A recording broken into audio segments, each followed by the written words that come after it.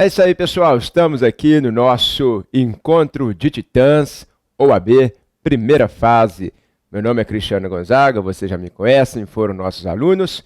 E digo que é um prazer estar falando aqui para vocês, preparando-os para a prova de amanhã. Esta prova aí que vocês estão preparando há um tempo, ansiedade, sei como que é. Já estive aí deste lado, já fiz prova do OAB, fiz vários concursos públicos, enfim, esse momento prévio da prova, tem um pouco de ansiedade, tem um pouco de insegurança, tem um pouco aqui de expectativa. O mais importante é você aqui esquecer tudo isso e se preparar para o dia de amanhã com os conhecimentos.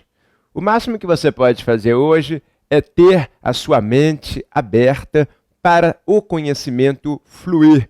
Não adianta criar muita expectativa, não adianta você ficar ansioso, nada disso vai te trazer as questões, não é mesmo? Você não vai receber as questões porque está ansioso, porque está precisando de passar. As questões não virão desse jeito. Como é que as questões virão? Virão assistindo o nosso Encontro de Titãs, ouvindo atentamente o que o professor fala, se preparando, lendo. É isso que vai minar a sua ansiedade, é isso que vai fazer com que você chegue amanhã tranquilo, preparado, sem nenhum tipo aqui de preocupação. Então, vamos juntos mergulhar aqui no nosso direito penal e estudar os pontos mais relevantes para esta prova. Pois bem, eu separei aqui algumas questões para trabalhar com vocês, dentre Código Penal e súmulas. Atenção, o STJ, ele cunhou 76 novas súmulas, 76 novas súmulas.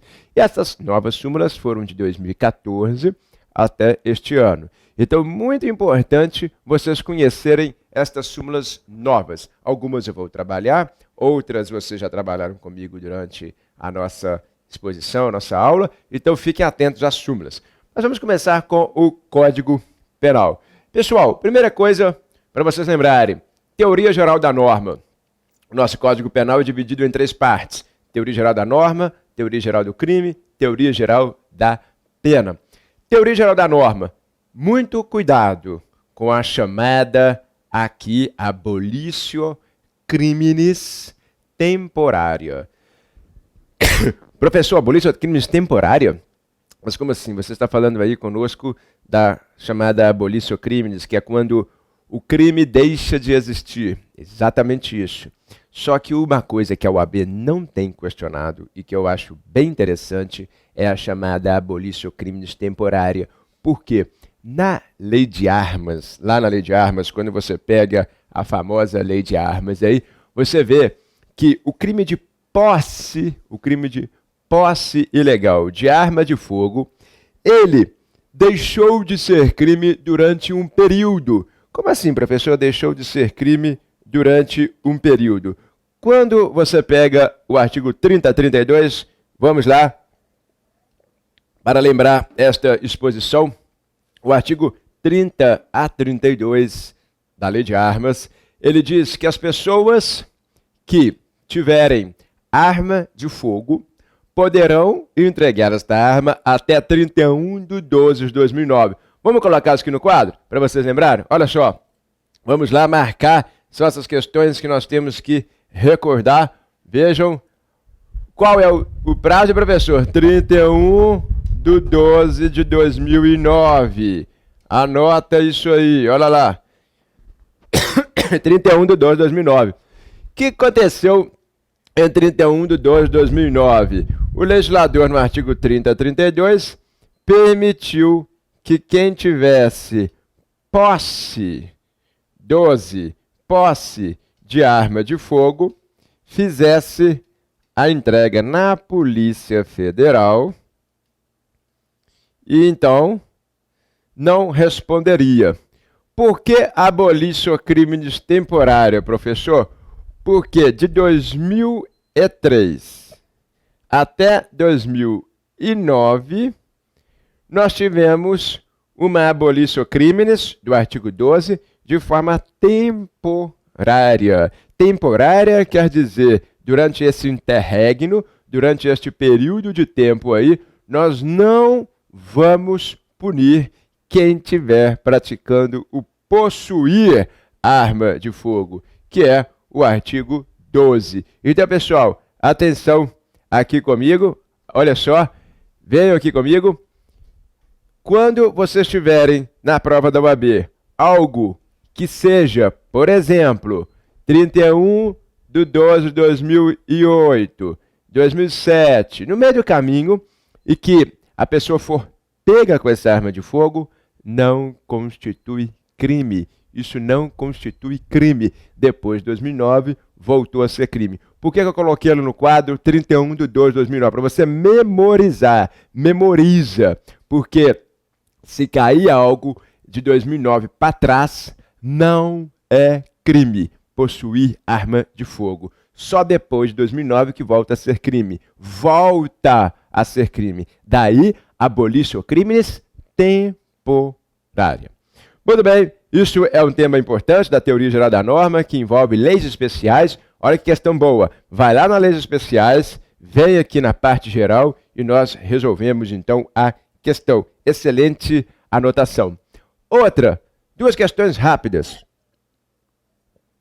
Tempo do crime e lugar do crime. Muito bem, professor. Tempo do crime e lugar do crime, isso é fácil. É só você gravar. Tempo do crime no direito penal considera-se o momento da atividade, o momento da ação ou omissão. Então quer dizer que se uma pessoa dispara uma arma de fogo com 17 anos e a vítima vem a morrer 2 meses depois no hospital, quando o autor completara 18 anos. Eu considero o tempo do crime o momento do disparo ou o momento do resultado? O momento do disparo. Então vai aplicar para ele, na sua assertiva, você vai marcar, vai aplicar para ele o quê? O artigo do ECA, Estatuto da Criança e do Adolescente. Ele não vai responder conforme o Código Penal, porque tempo do crime é o momento da atividade. Ok? Outra questão importante, o lugar do crime. Pessoal, cuidado que o lugar do crime no direito penal, ele considera a teoria mista, ou teoria da ubiquidade. O que quer dizer isso, professor? Teoria mista ou da ubiquidade. Você vai poder considerar lugar do crime tanto o momento da atividade, que é conduta, ok? Ativa ou omissiva, ou o momento do resultado. Esse artigo, que trata do chamado lugar do crime, que é o artigo 6º, ele trabalha lugar do crime entre 2 países. Pessoal, se quer na sua prova lá, Brasil, Itália, Brasil, Paraguai, Brasil, Argentina, aí você coloca o artigo 6º, que é o lugar do crime. Se o crime se iniciou no Brasil e terminou na Itália, o Brasil pode julgar? Pode. Se o crime começou ao contrário, na Itália e terminou no Brasil, o Brasil pode julgar? Pode. Tanto o momento da ação ou omissão, quanto o momento do resultado. Teoria aqui mista ou da ubiquidade. Um cuidado rápido para você não confundir. O nosso professor de processo penal, nosso querido Leonardo Barreto, colega também de instituição, promotor de justiça junto comigo, aqui em Minas, deve ter falado com vocês da competência interna. Não confunda o artigo 6º com o artigo 70 do Código de Processo Penal. O Código de Processo Penal, ele trabalha competência interna, que você adota a teoria do resultado. Aí já é São Paulo, Rio, Minas, Porto Alegre, Rio Grande do Sul, enfim, Minas Gerais, Belo Horizonte, Juiz de Fora. Você vai sempre olhar qual foi o momento do resultado. Aí seria, então, teoria do resultado no artigo 70. Não confunda competência interna com competência internacional. A internacional está comigo na parte geral. Ok? Muito bem. O que mais, professor, que nós temos que lembrar dentro de teoria geral da norma para fecharmos? Cuidado com o princípio da consunção. Esse cai, gente. Princípio da consunção ou absorção. Diz lá, o crime fim absorve o crime meio. Então, se eu tiver uma pessoa, muito cuidado, uma questão que cai muito na OAB. Se uma pessoa tiver falsificando um registro de imóvel, e esse registro de imóvel, ele for falso, nós temos inicialmente o artigo 297. O artigo 297 é falsificação de documento público. A pena é de 2 a 6. Mas, atenção, se ele pega este registro e usa para enganar uma pessoa, ele vai obter vantagem, vai vender uma coisa que não é dele, vai vender, então, um imóvel que não é dele, o documento é falso, para uma pessoa que vai pagar por isso. Ele vai locupletar-se, ele vai ter uma vantagem por meio de uma falsidade. Esta vantagem é o artigo 171, estelionato, cuja pena é de 1 a 5 anos. Pergunta a vocês, ele vai responder pelo mais grave apenas, falsificação de registro? Ele vai responder pelos 2 crimes? Ou ele vai responder tão somente pelo estelionato? Ele vai responder tão somente pelo estelionato. Olha que questão excelente, gente. Consunção, tem até a súmula. Vou lá no quadro? Olha só. Lembrar, nós temos aqui a súmula super cobrada 17 do STJ. A súmula 17 do STJ, vejam aí no quadro, ela diz que, a súmula 17, guarda ela, isso, vem aqui em mim agora, diz a súmula 17 que o crime fim de estelionato absorve o crime meio de falsidade. E atenção que o crime fim tem a pena menor. Tem a pena menor do que o crime meio de estelionato. E a pena do estelionato é que vai absorver. Olha para vocês verem como que nós estamos dando ênfase ao princípio da consunção, ao princípio da absorção, que vai então fazer com que o agente responda somente pelo crime fim, que a pena é menor. Ótima questão aí, excelente questão aí para a nossa prova da OAB. Bacana? Vamos passar um pouco mais agora a teoria geral do crime. Muito bem, professor. Desde a teoria geral do crime, nós temos que lembrar que o crime ele é o fato típico, antijurídico e culpável. O crime é o fato típico, antijurídico e culpável. Pois bem, tem que ter os 3 requisitos? Tem que ter os 3 requisitos. Como é que chama a teoria que se trabalha no chamado aqui crime ou delito, a concepção tripartida? Como é que chama? Teoria analítica ou teoria tripartida. Então, vejam só, nós estamos diante de uma teoria que, para conceituar crime, ela usa 3 elementos. Daí, conceito tripartido. Uma teoria que analisa cada um dos elementos. Daí você tem, então, o nome teoria analítica de crime. Ok, dentro desta teoria tem uma outra teoria lá no nexo causal, onde, professor, no nexo causal, que a OAB adora, teoria da imputação objetiva. Olha que maravilha, essa teoria já caiu muito. Eu, inclusive, na minha dissertação de mestrado, trabalhei esta teoria, uma teoria muito boa para a defesa. Eu trabalhei ela quando eu era defensor público, depois, como promotor, aqui a gente usa menos, porque é uma teoria de defesa, mas olha só, é uma teoria que você, como criminalista, deve conhecer. Segundo essa teoria, nós temos que analisar se há ou não o nexo causal imputado a alguém. Pois bem, professor, esse nexo causal que é imputado a alguém, nós temos que analisar com base em alguns requisitos. Estes requisitos que você vai analisar dentro do chamado aqui nexo causal, a OAB tem fascinação por 2. Já caiu muito em prova aberta, em prova fechada, sempre eles dão um jeito de perguntar a imputação objetiva. Primeiro, para imputar um resultado a alguém, Para imputar este resultado com conduta nexo-causal, nós temos que ter o que se chama, guarda o nome, risco juridicamente desaprovado. Como é que é, professor? Risco juridicamente desaprovado. Pois bem, olha só o exemplo, para você guardar, para você ver se há ou não imputação de nexo causal. Se não houver, ele não responde, porque o nexo causal faz parte do fato típico. Se houver, ele responde. Vamos ver se tem ou não? Risco juridicamente desaprovado. Uma pessoa está dirigindo o seu veículo automotor numa velocidade de 60 km por hora. E nisso,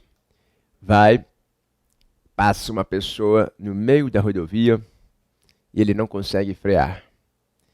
Bom, atropela e mata. Ele responde por homicídio culposo ou não?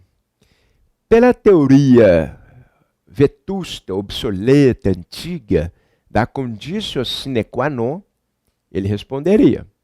Porque por esta teoria, nós faríamos o seguinte raciocínio: vamos suprimir o resultado, vamos suprimir a conduta, vamos suprimir tudo.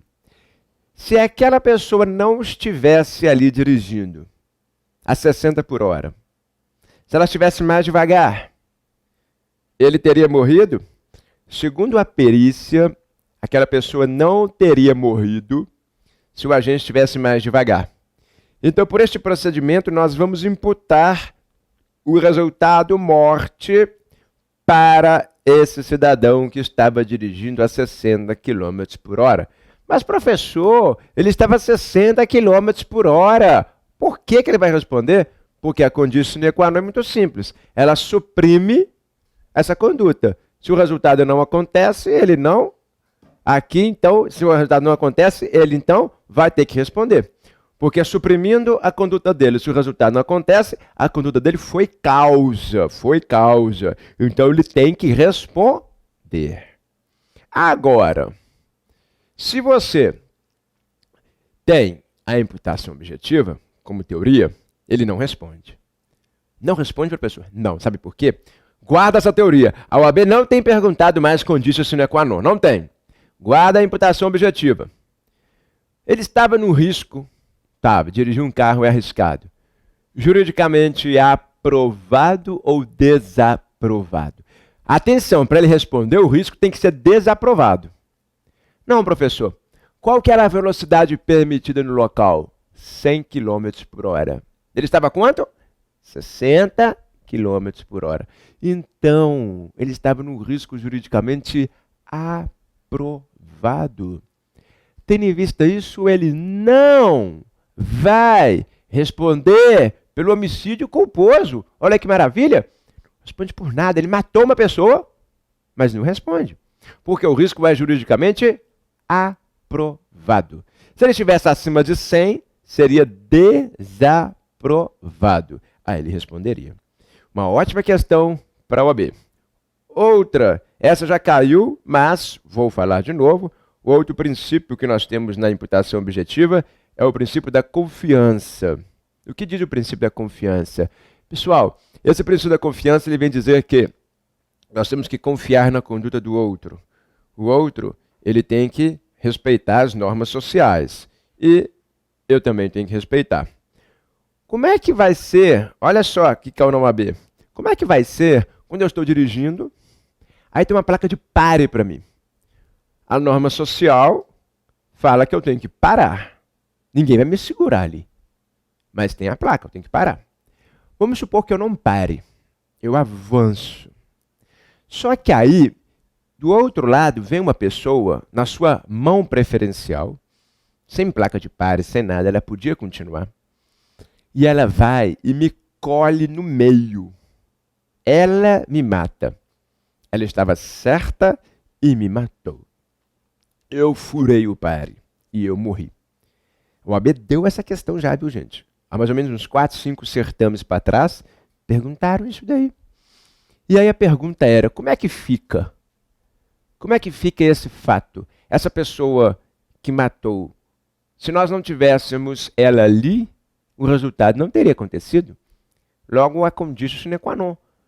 Vai ter aquela história da vetusta antiga também, direção defensiva. Ah, eu tinha que dar aquela meia parada. Apesar de não ter placa de pare, todo mundo dá uma meia parada no cruzamento. Todo mundo tem que fazer isso.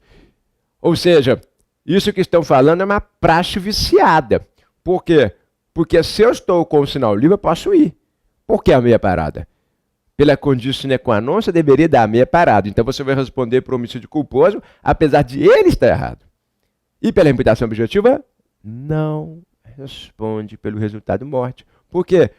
Porque pelo princípio da confiança que rege as regras sociais, eu tenho que confiar que aquela pessoa que viu a placa de pare, ela pararia. E ela não o fez. E ela se colocou em risco. E eu matei ela. Eu não vou responder, porque foi ela que violou o princípio da confiança. Eu não violei, então não respondo. Já que essa questão, a resposta era fato atípico. Muito bem, ótima questão para a chamada teoria geral do crime. Continuando, uma questão boa agora dentro da chamada aqui análise da ilicitude. A ilicitude ou antijuridicidade. Pessoal, muito cuidado, porque a OAB ela vem perguntando questões envolvendo o excludente de ilicitude, não da forma normal, tipo legítima defesa, estado de necessidade, estrito cumprimento do dever legal, exercício regular do direito. Isso aí é muito tranquilo. A OAB tem trabalhado outras questões em cima disso, como, por exemplo, olhem só essa primeira questão que a OAB já trabalhou, tem tempo que não trabalha e é uma questão que eu acho boa para se repetir. E quando a pessoa imagina que está numa legítima defesa, como é que fica isso? É dentro da ilicitude ou é dentro de outro elemento?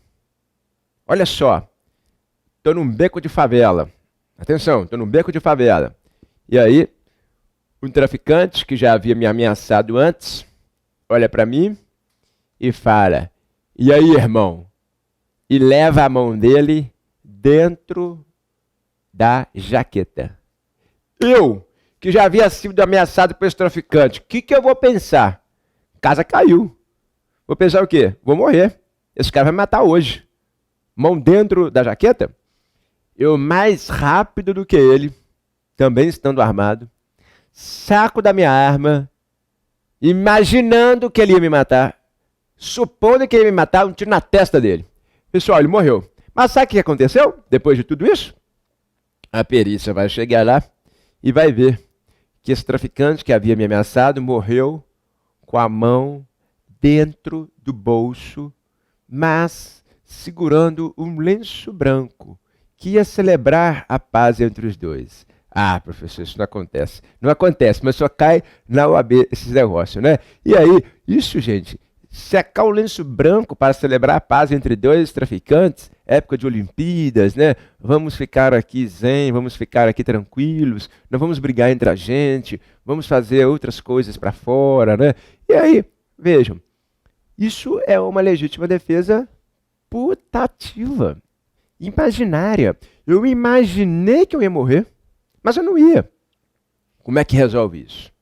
Legítima defesa da ilicitude, legítima defesa chamada de real ou legítima defesa putativa? Putativa.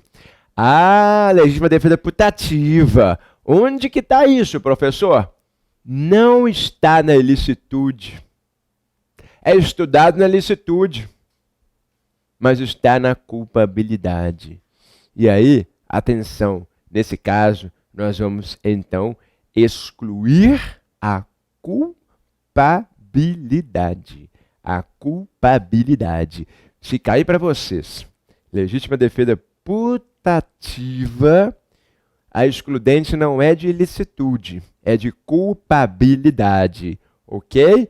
Por quê? Porque vai entrar naquele conceito da chamada inexigibilidade de conduta diversa, que exclui então a culpabilidade. Certo? Outra que pode cair para vocês, excludente de culpabilidade, e que se estuda também dentro da licitude, que a OAB gosta, é o estado de necessidade. Só que o estado de necessidade é o putativo. Olha uma questão aqui, já foi cobrado numa prova do Ministério Público de Minas Gerais. E, atenção, a OAB tem perguntado questões de concursos públicos, tá? Por isso que o índice de reprovação está cada vez maior, porque eles estão pegando questões de provas como promotor, juiz, defensor e trazendo para a OAB. Daí o índice de reprovação está elevado. Olha a questão que eles perguntaram na prova do MP de Minas e que pode ser perguntado na OAB. O senhor, no interior de Minas, estava lá então assistindo pela primeira vez com a sua netinha, que havia convidado ele para ir num cinema 4D. 3D é coisa do passado, né? 4D.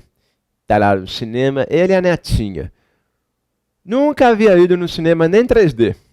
4D, então, novidade absoluta. Está lá. De repente começa o filme. Aparece uma cobra que sai da tela e esbarra nele.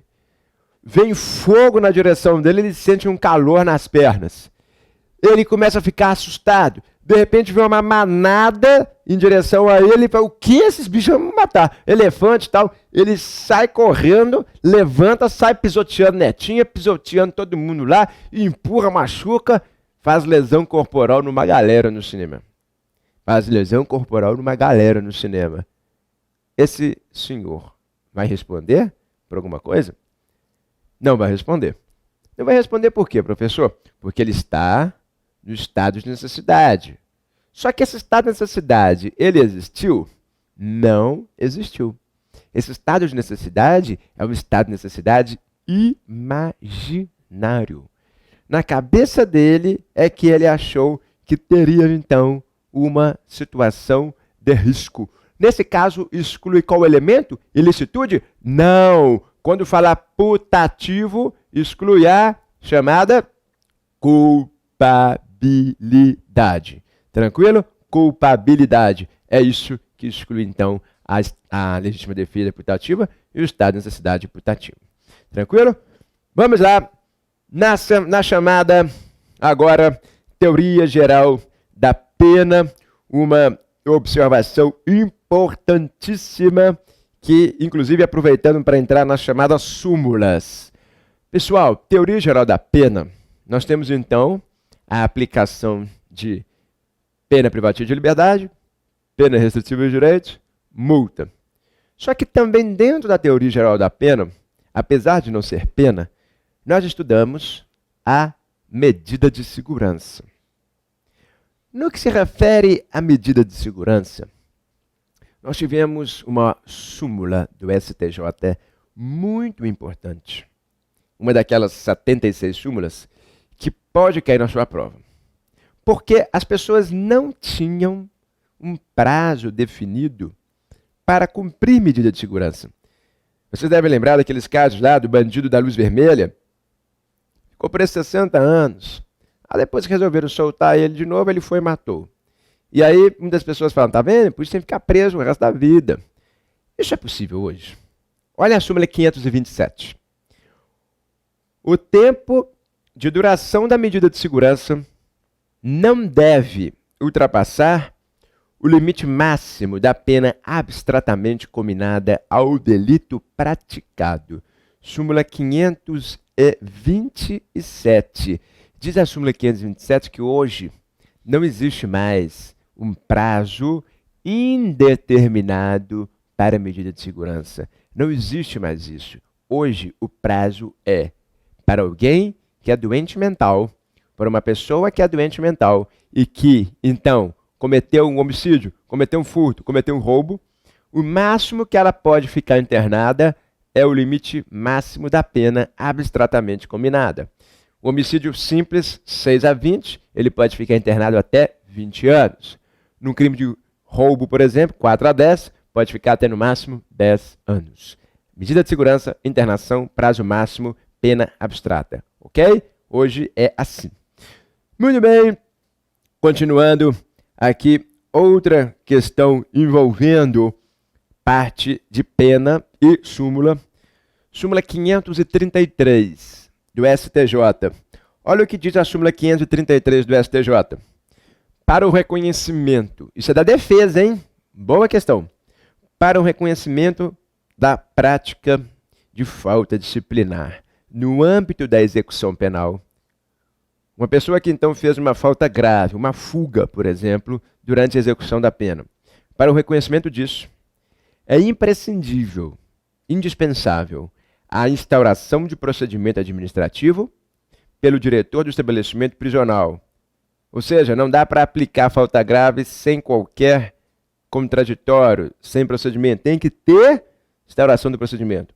Assegurado o direito de defesa, a ser realizado por advogado constituído ou defensor público nomeado. Ou seja, na execução penal, se uma pessoa comete uma falta grave, não dá mais para aplicar uma pena para ela, uma falta grave qualquer, sem assegurar a presença do advogado, vocês, e ter um procedimento que vai então permitir que ele contradite, que ele questione se houve ou não a falta grave. Súmula 533, o advogado é imprescindível à formação da justiça. Essa é a ideia. Muito bem, outra questão aqui importante para vocês. Olhem lá, súmula 536 é uma súmula que, apesar de não ser de defesa, a OAB ela não fica só com súmulas de defesa não, tranquilo, pessoal? Em primeira fase, a OAB trabalha quaisquer súmulas de defesa ou não. Em segunda fase, que eu espero vocês aí conosco, eu, professor Leonardo Barreto, nós vamos esperar vocês aí na nossa segunda fase. Queremos vocês juntos aí no nosso curso aqui do Portal IAD. Queremos vocês conosco na segunda fase para ver as peças, para ver as questões. Esperamos vocês aí. Olha lá, 536. Aí não é de defesa, mas só defesa, segunda fase, vamos ver, só questões defensivas. A suspensão condicional do processo e a transação penal, os benefícios do juizado, não se aplicam nas hipóteses de delitos sujeitos ao rito da Lei Maria da Penha. Não cabe para uma pessoa que espanca uma mulher, não cabe uma pessoa lá que faz um crime qualquer contra a mulher, que ela se beneficie da SUSPRO, suspensão condicional do processo, ou da transação penal. Não é possível aplicar isto para quem comete delitos na Maria da Penha. Não cabe SUSPRO e não cabe transação penal. Boa súmula. E vamos continuando aqui em relação às súmulas de um modo geral, não apenas relacionada à teoria geral da pena. Olha só uma que envolve ação penal. Súmula 542. Também violência doméstica. A ação penal relativa ao crime de lesão corporal resultante de violência doméstica contra a mulher é pública incondicionada. Ou seja, muita gente ficava na dúvida. Os crimes de lesões corporais, as lesões de um modo geral, lesão leve, lesão culposa, culposa também, viu? Lesão dolosa. Como é que se procede quando a vítima é mulher? Todas as lesões, sem exceção. Olha como é que se procede. Lesão corporal, tá? Estou falando de lesão corporal. Os demais crimes, estupro, ameaça, é condicionado. Condicionado. Agora, lesão corporal só. É incondicionada. Incondicionada. Então, nós estamos vendo aqui que a lesão corporal é incondicionada em qualquer das suas espécies.